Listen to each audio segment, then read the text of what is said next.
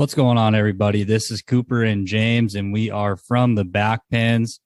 This is kind of a unique time for us. We don't usually post a lot on the weekends due to me being busy and James being busy and everybody kind of having lives, but we had the opportunity to sit down with Cody Wood of the United States Team Penning Association yesterday, and it was a really cool conversation. The USTPA is doing a really cool event that's kind of a complimentary piece to the actual PBR World Finals in Fort Worth this coming weekend. They are going to have their short round for their team penning finals down there, as well as a derby, an ABBI derby next weekend down in Fort Worth. So we sat down with Cody to kind of talk about all that. And of course, don't forget about the Chancey Williams concert Saturday night in the PBR fan zone down there. That's going to be awesome. If you haven't seen Chancey before, I can assure you won't be disappointed. So yeah, with this conversation with Cody, we kind of talk about the USTPA as a whole and how you can get involved if you want to, and just kind of talk about the sport a little bit for those of you that don't know a lot about team penning. I'm definitely not an expert. I've seen it and kind of understand the basic concept, but as far as the finer details, I'm kind of out of the loop on that. So it's good to kind of expand your horizons within the Western industry. In my opinion, you know, at the end of the day, we're a really tight knit kind of little niche group of the world. So the more we stick together and help each other out, the better, in my opinion. But I hope you guys enjoy our conversation with Cody Wood of the United States Team Penning Association. Boot Barn presents the ABBI Bull Bash, Sunday, May 15th at Will Rogers Coliseum. Come see the future superstars of the bull riding world battle it out with 32 of the top ABBI bulls. Plus, the Elite Team Penning World Finals featuring the top riders in the world competing for over $350,000. All the action starts at 6 p.m. Sunday, May 15th with Team Penning prelims free to the public May 12th through 14th. Tickets for Sunday's action are just $19 at USTPA.com. That's USTPA.com. Hey, everybody. It's James. It's Cooper. And we are excited to bring to you something different and unique that, honestly, I never thought that we would have on a bull riding podcast. But believe me, we'll get to that in a minute and how it all ties together. But my friend, Mr. Cody Wood, and not the Cody Wood from the CBR, that everybody knows that can stomp them and sing a song. This is Cody Wood, as one of my best friends, Casey Decker, would call him. He's the politician of the team. So anyway, how are you doing today, Cody? I am doing well, James. I'm doing well. But thank you so much for you guys having me on here today and kind of chatting about our story and team penning and how it involves bull riding now. What's your role in the USTPA? So right now I'm the executive director for the USTPA, the United States Team Penning Association, and started with them January 1st of this year. That's awesome. Let's back up a little bit. How did you and Casey come to meet each other, and kind of give us a little bit of a background of how that all came about and the cowboy spot and all the different adventures that y'all tried to put together, because you guys are entrepreneurs. Yeah, absolutely.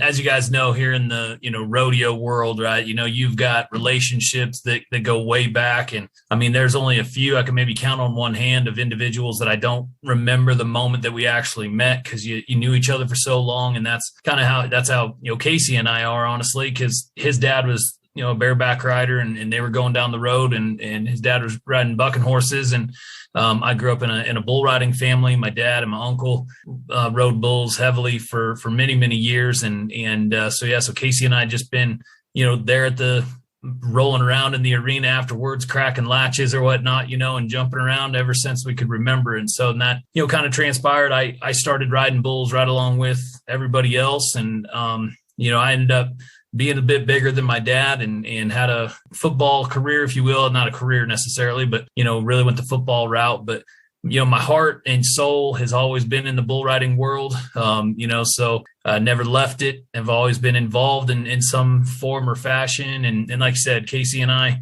we are very aggressive and try to think outside the box and be creative. And so that's led us a couple different paths that, have had some success. We've also had life throw some curveballs at you as well. And like I said, when we had the first opportunity to meet was when we were doing the Cowboy Spot app, which it honestly is still ready to go on it, flip of a switch and it could be turned back on. And it was one of those things where we were a little bit ahead of our time, in 2012, 2013, the world of social media was still just evolving in a sense. And especially in our demographic, to be honest with you, from a usability standpoint and from a business standpoint, it took us a second to get some traction there.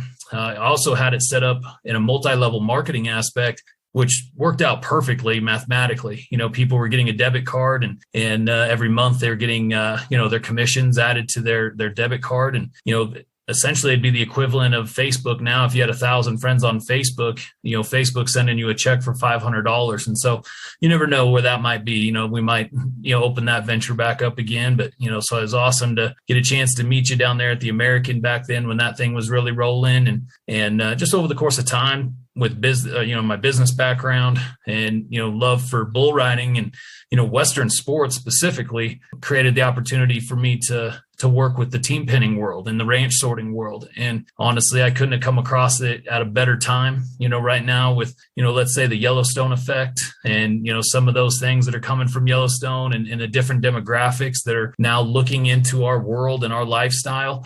There is no better conduit in all of Western sports than ranch sorting and team pinning. With the handicap system that we have in place, anybody, from central Los Angeles to upstate New York, if they have the ability to get their hands on a horse or even just come to an event and borrow a horse, they can get entered right away and get into our 3 class and participate and, get in touch with these folks. And so it's been a really cool process to be a part of and getting there, So right now, in an effort to try to grow the sport in Amarillo in our World Finals this last year, we added bull riding, and Casey and No Credit Productions produced that event, and we worked together with them to, bring bull riding into the fold. And the two together are such a natural fit from an entertainment and, producing standpoint that, it works out really well. And we've got some big things in store, and one of which is just right around the corner next week. So I know that was kind of a lot right there, but that's kind of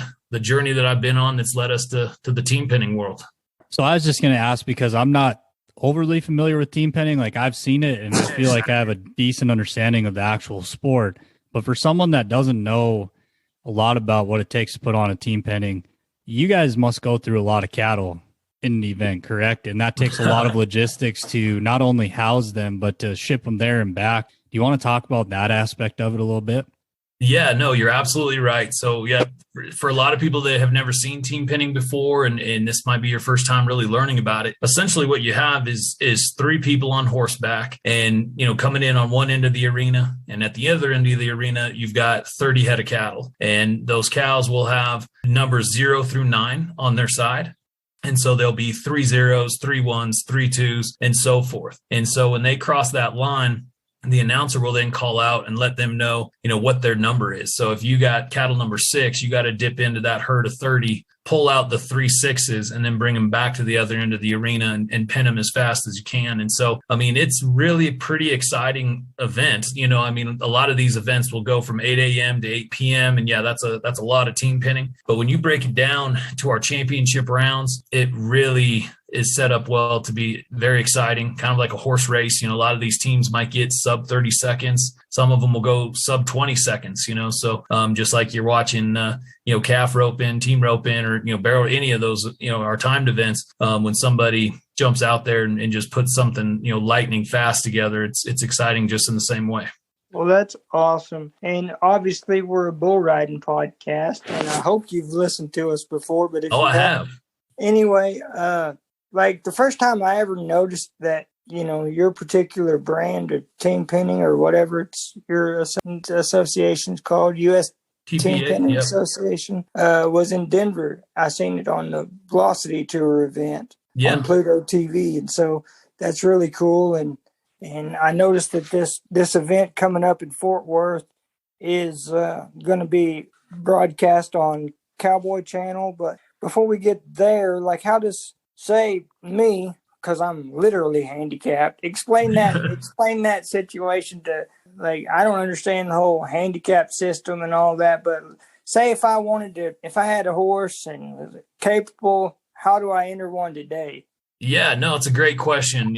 So essentially, right there, USTPA.com, our website, we've got all of our list of events on the calendar there, obviously. And, we'll have events every single weekend throughout the year. We'll probably have in the range of 70 different events total for this year, from all over the country and in Canada. We even have some folks in Italy and Venezuela as a part of our organization. So it's everywhere. But, for folks to get involved, and if you're looking to enter, it's a little bit different in that sense versus rodeo, but essentially, you do call ahead a lot of times and obviously reserve your stalls and that sort of thing. But when you get there, you have the ability to enter a class a certain number of times. So whether the limit is 8 or 10 or 5, whatever the producer sets that number at, you literally could just show up and like I said, a lot of times you could borrow a horse, but if you have one, they'll get you a rating. So it's very similar to roping.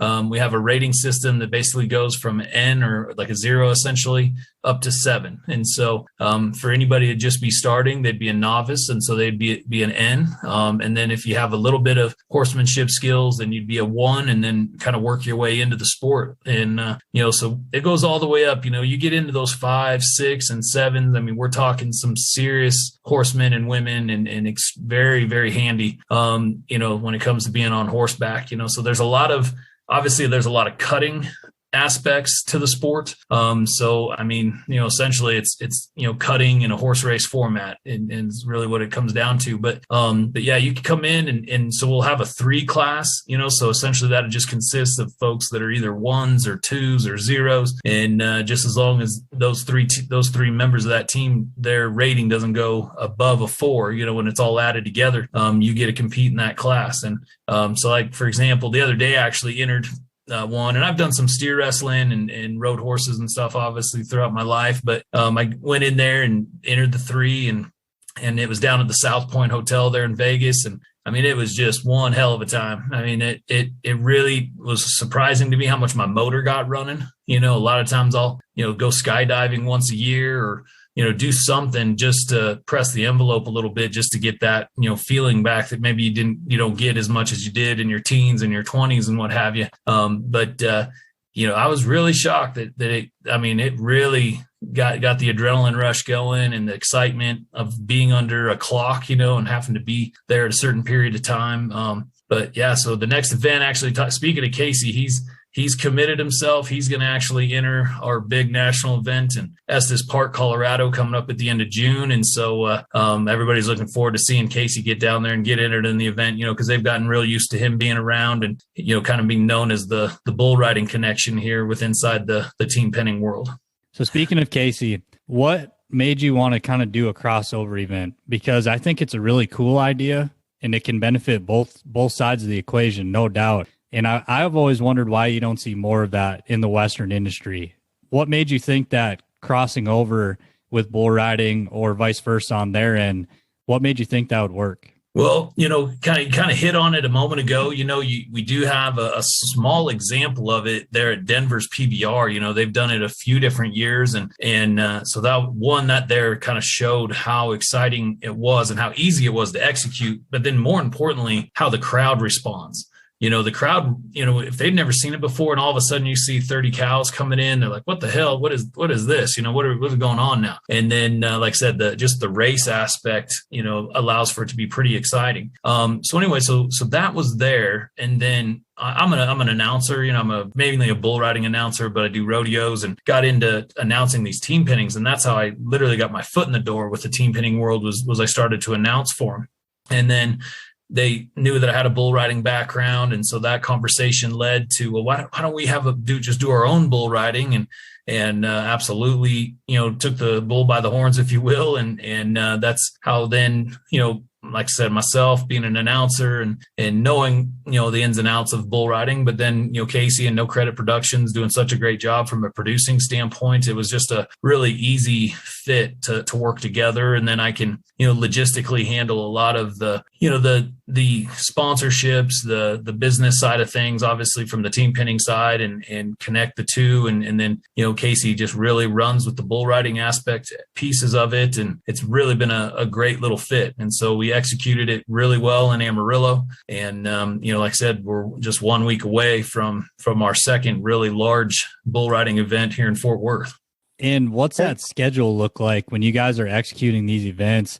Is it team penning during certain times? Like, because obviously with the amount of entries you get, it takes a while to get through all those entries. And so until you get them shortened down into like a short round format, the team penning, that'll be kind of an all day thing, I would assume, right?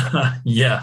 Yep. You're absolutely right. So like, for example, this next week in Fort Worth, we'll be at the Will Rogers Coliseum, and we'll start Thursday morning, literally at 7 a.m. And I got my schedule pretty tight right now for a couple different reasons, but we'll team pin from 7 a.m. to 10 p.m.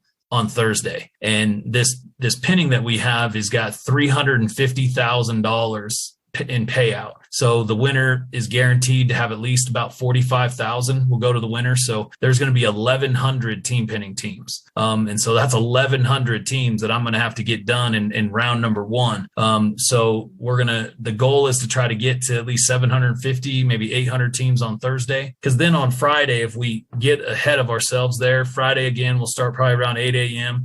and we'll finish round one and then hope to have round two either completed or darn near completed. Because, with the PBR World Finals being right across the street at the Dickies Arena, being the executive director of the USTPA, I really want to make sure that our members and our riders or whatnot have the ability to be done competing and to go over to the PBR and experience, the PBR World Finals in its fullest.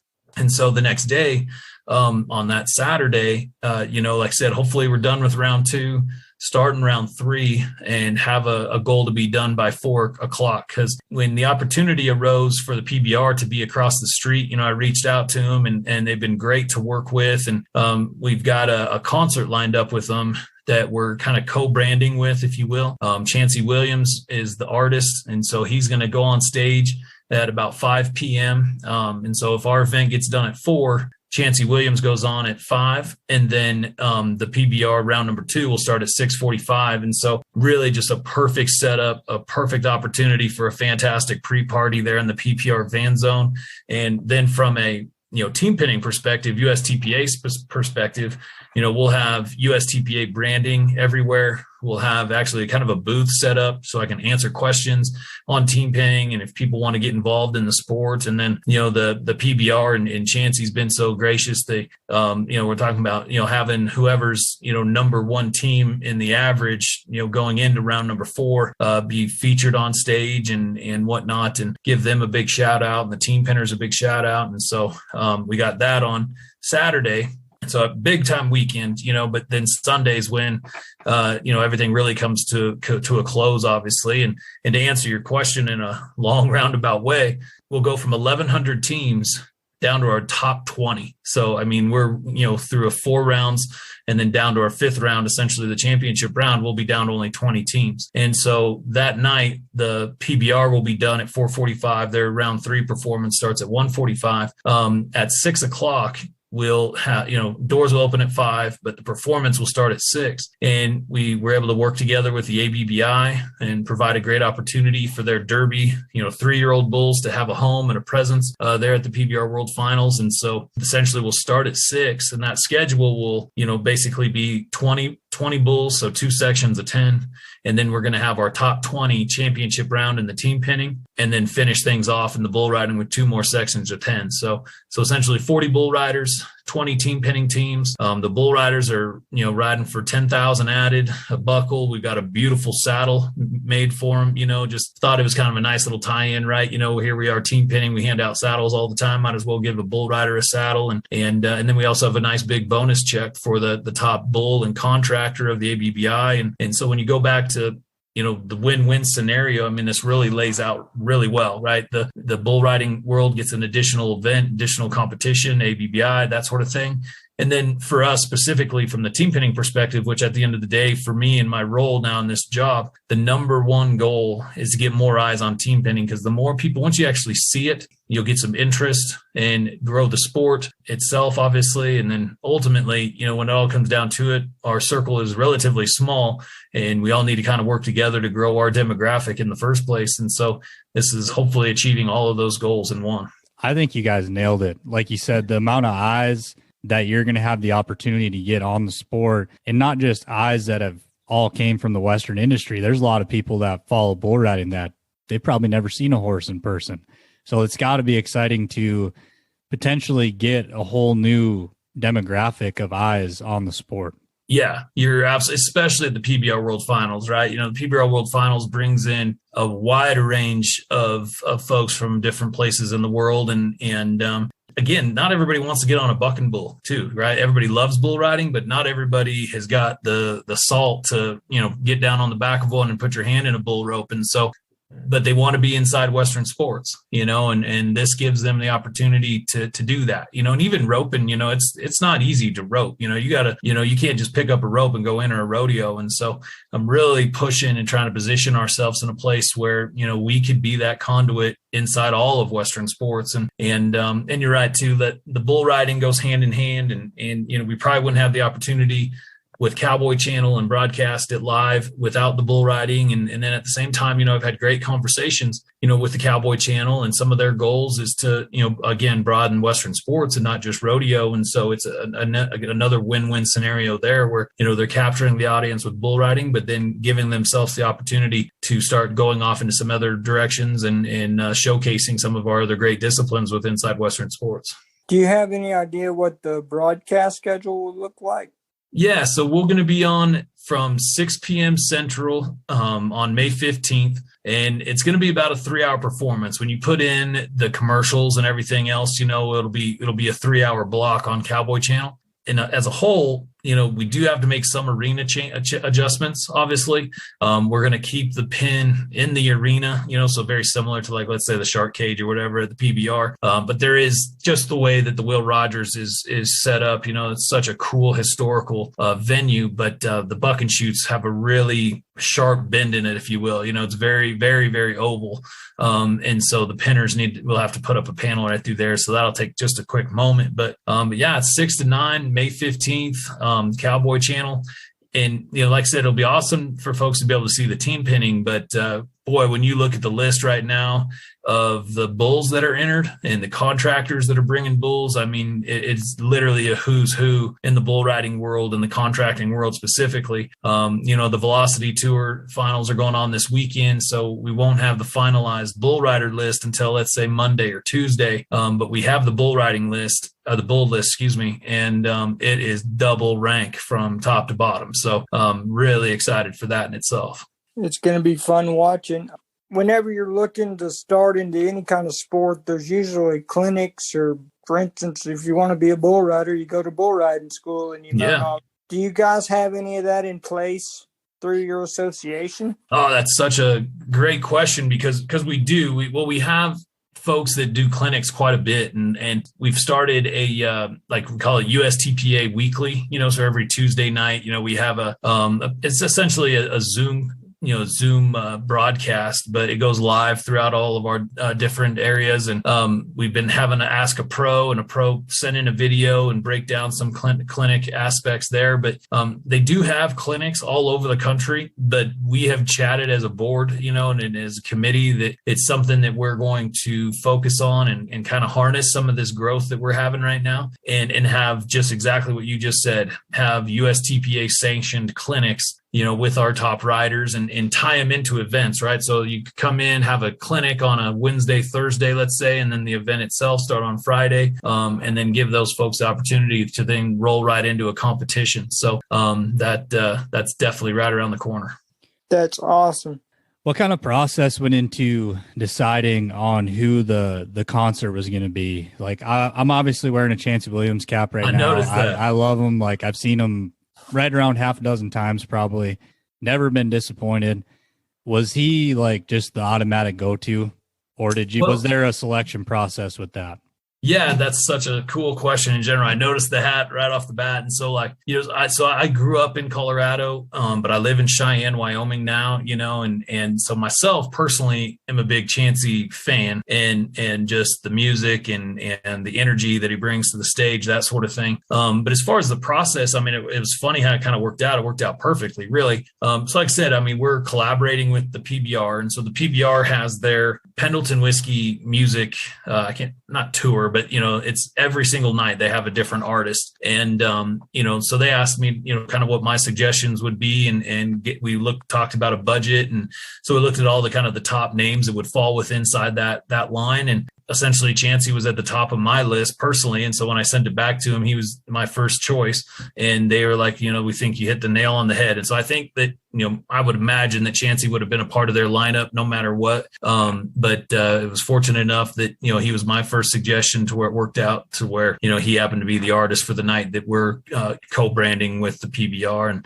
And so really looking forward to that, just because, like I said, a lot of the artists that they already have lined up, they're all awesome. I love all their music. But the direction that Chancey's going, the rodeo bull riding tie-in specifically, the fiddle, I mean, there's so much that I love about it. And so, really, excited for him to be there. And then, a lot of my riders, to be honest, because a lot of my folks, they come a large chunk from Texas, but a massive chunk are from Southern California, from, New York or Wisconsin, and some of these places that hadn't heard his name yet when we've been promoting it. And so, I just love the opportunity to share his music with some folks, outside of this Rocky Mountain region and specifically our rodeo culture. So for people that are down in Fort Worth and they want to come check it out, how do they get tickets, and what kind of different ticket, I guess, levels, for lack of a better term, are there for these events?